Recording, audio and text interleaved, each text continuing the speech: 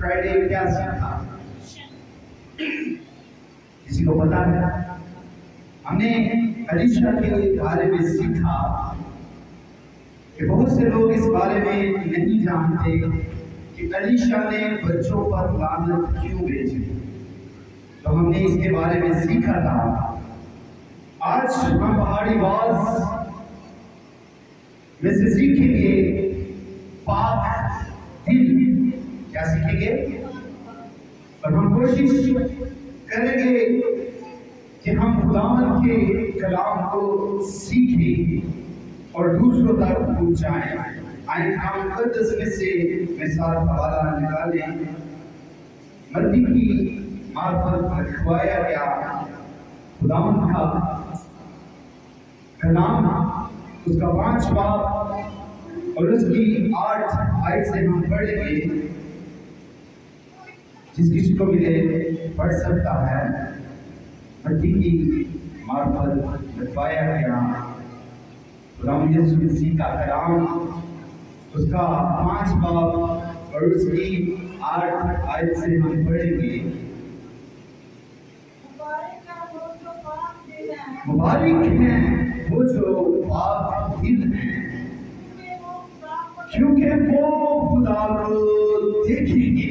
خدا کے کلام کے پڑھے اور سنے جانے کے وسیلہ سے ہم سب پر خداوند کی برکت کثرت سے نازل ہو۔ خداوند کا شکر ہو۔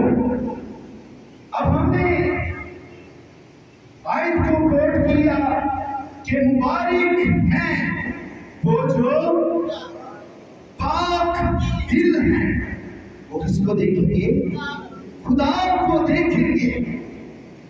اور خدا جو ہے وہ پاک ہے، وہ بدی کو دیکھ نہیں سکتا۔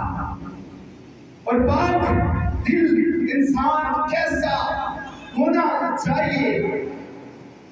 اس میں کسی چیز کی ملاوٹ نہیں ہونی چاہیے، اور حقیقی نصیحت دل کی پاکیزگی کو مانگتی ہے۔ خدا پاک ہے، اس کا بیٹا خداوند یسوع المسیح پاک ہے، اور روح القدس بھی کیا ہے؟ پاک ہے۔ اس لیے ہمیں مسیح ہونے کے لیے کیا ہونا ہے؟ پاک ہونا ہے۔ جب ہم پاک ہو جاتے ہیں تو ہم کس کو دیکھتے ہیں؟ یسوع کو دیکھتے ہیں۔ ایک حال میں کسی خادم نے یہ سوال کیا کہ کیا کسی نے خدا کو دیکھا ہے؟ کیا کسی نے خدا کو دیکھا ہے؟ اور بہت سے لوگ وہاں پر بیٹھے ہوئے تھے، بہت سے خادمین تھے، لیکن کسی کے پاس کوئی جواب نہیں تھا۔ تو ایک چھوٹی بچی جس کو سنڈے اسکول میں سکھایا گیا تھا، مبارک ہیں وہ جو پاک دل ہیں، وہ کس کو دیکھیں گے؟ خدا کو دیکھیں گے۔ وہ بڑے جوش سے کھڑی ہوئی، اس نے کہا کہ سر، میں آپ سے کچھ بات کرنا چاہتی ہوں۔ میں آپ سے کہنا چاہتی ہوں کہ آپ بھی خدا کو دیکھ سکتے ہیں۔ اس نے کہا بیٹا، خدا کو تو کبھی کسی نے نہیں دیکھا، تو میں کیسے خدا کو دیکھوں گا؟ اس نے کہا کہ آپ نے یہ آیت نہیں پڑھی کہ مبارک ہے وہ جو پاک دل ہیں۔ اگر آپ میں ملاوٹ نہیں ہے، اگر آپ کا دل خداوند کی طرف مائل ہے، اگر آپ حقیقی مسیح ہیں، تو آپ خدا کو دیکھ سکتے ہیں، اور آپ کے اندر سے لوگ دیکھیں گے کہ یہ مسیح کا پیروکار ہے۔ سادھو سندر سنگھ، اس نے کتاب میں لکھا کہ جیسے نمک جو ہوتا ہے وہ پانی میں حل ہو جاتا ہے اور نظر नहीं आता। नमक जब पानी में हल करे तो उसका कोई वजूद नहीं रहता, उसमें शामिल हो जाता है। लेकिन जब हम उसको पीते हैं तो उसके पीने से हमको फील होता है कि ये नमकीन हो चुका है। इसी तरह खुदावंद यीशु मसीह जो हकीकी निजात दहिंदा है, जिसने हमारी खातिर सलीब पर अपनी जान दी,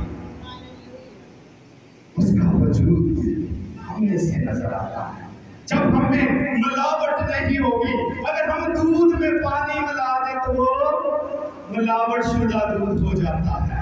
लेकिन अगर हमारी जिंदगी में दुनियावी चीजें आ जाए तो हम खुदा से दूर हो जाते हैं, हमें मिलावट आ जाती है, फिर मौजज़ात नहीं होते। यिर्मयाह की किताब उसका 4 बाब और उसकी 14 आयत में लिखा है, ऐ यरूशलेम तू अपने दिल की शरारत से पाक कर ताकि तू रिहाई पाए, और बुरे ख्यालात कब तक तेरे दिल में रहेंगे।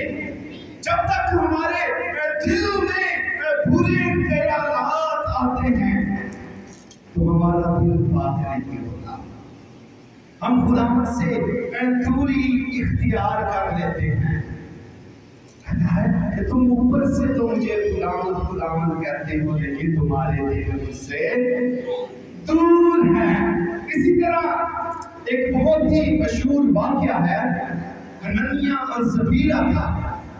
उन्होंने अपनी जमीन को बेचा तो क्या हुआ, उनके दिल में लालच आ गई, दिल पाक नहीं रहा, उसमें मिलावट आ गई।